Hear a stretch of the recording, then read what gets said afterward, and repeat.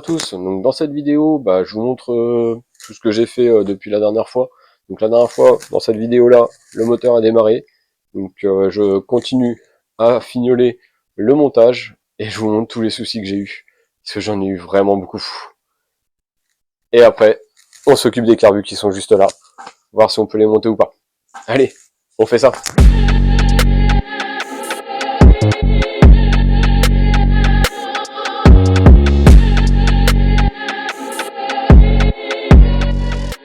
Voilà, donc c'est là que je vais vous demander de vous abonner. Comme d'habitude, abonnez-vous. On est déjà 680 abonnés. Moi, ça me motive vraiment beaucoup. Je pensais pas avoir autant d'abonnés en si peu de temps. Donc, allez-y, continuez, mettez des commentaires. Donc, comme vous pouvez le voir dans les prochaines vidéos, il y aura du carbu Weber, du pot de moto, du compresseur. Donc, je compte sur vous pour vous abonner. Et allez, on y va pour cette vidéo. Donc voilà, donc là, je vais commencer à vous expliquer les soucis que j'ai eu et qu'il y a toujours, que je vais essayer de résoudre au fur et à mesure de la vidéo. Premier souci que j'avais, ma tirette de starter, qui est juste là. En fait, elle était partie de l'intérieur. Donc obligé de la remettre, mais une vraie galère à remettre parce que ça voulait pas se remettre. Donc là j'ai réussi, donc là c'est bon. Il y avait aussi l'alimentation avec la pompe électrique que j'ai fixée ici. Ça c'est bon, ça c'est réglé. Et le plus gros de mon souci, déjà c'est quand j'ai voulu alimenter ma pompe en 12 volts, je voulais me reprendre sur le connecteur du ventilateur. Comme ça, moi j'en ai pas forcément besoin du ventilateur pour l'instant. Donc c'était pour brancher sur un interrupteur pour faire on-off. Et je me suis rendu compte que je n'ai pas du tout de 12 volts dans la voiture. Donc j'ai bien tout ce qu'il faut pour faire démarrer le moteur. Mais tout ce qui est essuie-glace, phare, autoradio, contour, tout ça, rien ne fonctionne à l'intérieur de la voiture. Donc j'ai peut-être un fusible qui a grillé. Ou peut-être mon 12 volts qui est par là-bas, qui est mal repris sur la batterie. Donc c'est pareil, là je vais suivre tous les fils et je vais aller regarder pourquoi ça ne fonctionne pas. Voilà. Là j'ai remis le collecteur inox. Parce qu'en fait, quand on veut dire que le collecteur d'origine, il passait plus du tout. Et en serrant, je l'ai cassé. Je vais vous montrer ça.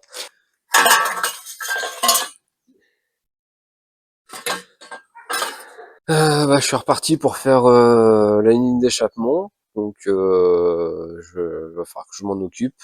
Donc pareil, le collecteur inox, en dessous. Juste là. Obligé de le recouper parce qu'ici, ça touchait. Et là, en fait, je suis obligé de repartir avec des tuyaux plus petits que 50. Parce qu'en fait, ici, ça passe plus parce que ici, j'ai mis des renforts pour éviter que la boîte, elle saute. Donc là, je vais essayer de faire un Big Mac entre ce collecteur-là et essayer de recouper ici et utiliser la ligne d'origine. Et je vais remettre le silencieux d'origine pour l'instant. On va essayer de faire ça. Donc voilà, donc là, je vais vous expliquer ce que je vais faire au niveau de la ligne d'échappement. Donc là, j'ai mon collecteur inox que j'ai coupé à cet endroit-là parce que ici, ça touchait et ici, ça ne passe plus du tout. Juste là, ça passe plus. Donc là, je vais être obligé de le changer.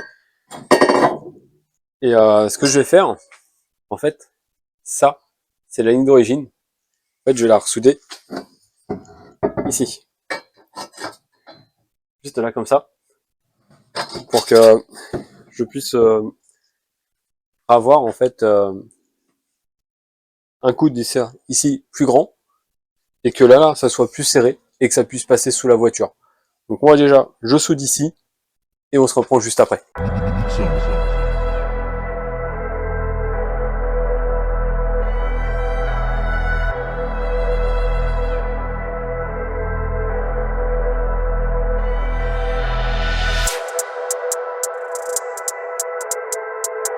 Voilà, la ligne d'échappement est remise. Je vous montre ça.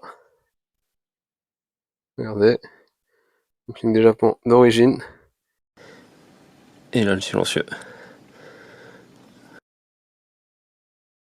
Bon, on est parti. Donc là, on va s'occuper du carbu. Donc je vais défaire les 4 cuves. Et on va regarder ce qui se passe dedans. Hein.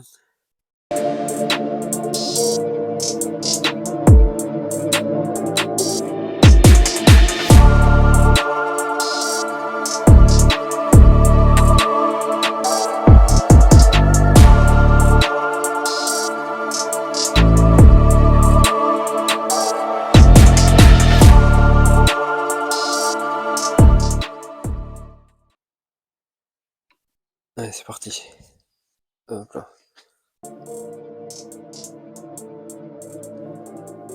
Bon, j'en ai fait une et puis après le reste je mettrai ça en timelapse. Comme ça au moins ça mettra pas 15 jours.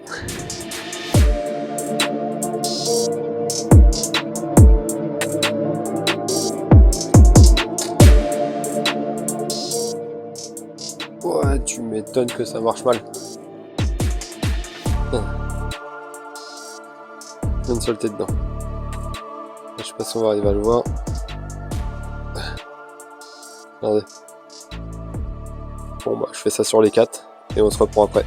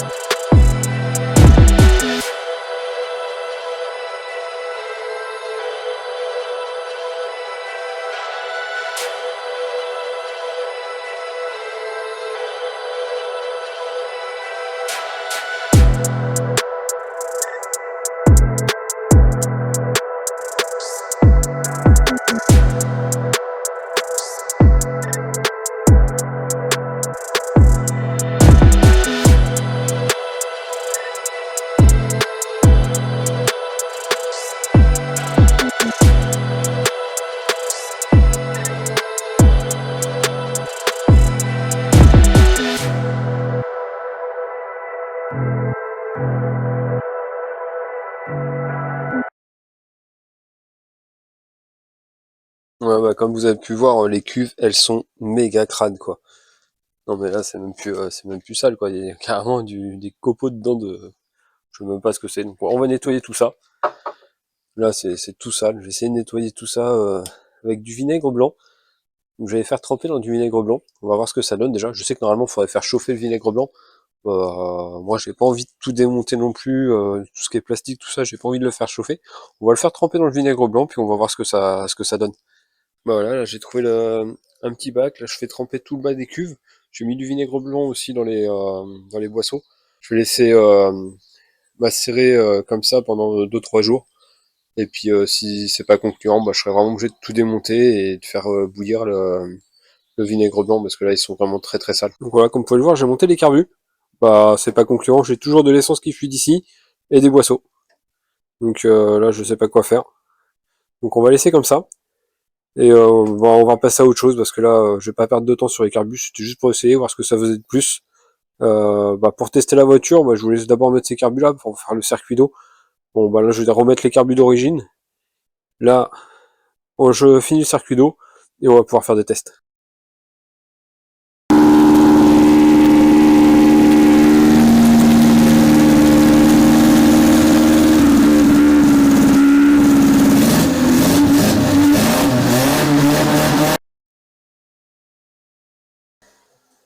Voilà, comme vous pouvez le voir et l'entendre, la voiture tourne nickel. On va ralentir un peu, j'ai pas fait les réglages, j'ai encore 2-3 trucs à faire.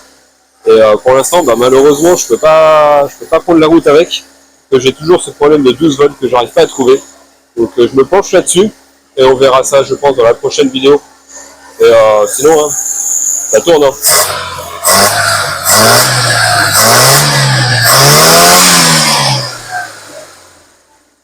Allez, à la prochaine.